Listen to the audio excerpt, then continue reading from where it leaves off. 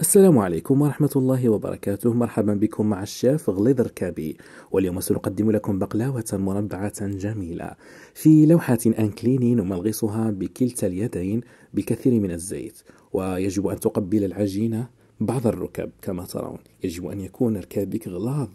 وقد شاهدتم فيديوهات كثيرة كيف أن الشيف فائع الإبط جهز لكم هذه العجينة البيضاء الجميلة، ثم نقسمها بالسكين كما ترون ونقسمها مربعات متناظرة. يا إلهي ما هذا التنظيم! ويجب أن تقبل العجينة بعض الركب.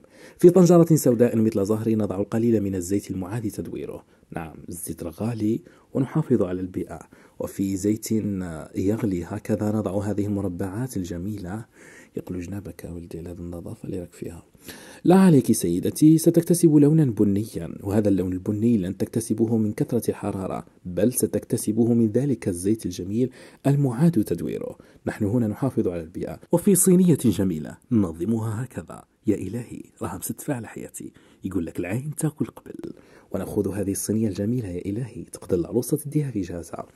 ثم نأخذها إلى هذه الركنة الجميلة ونسقيها بالعسل وبالصحة والهناء، والله يسخلكم.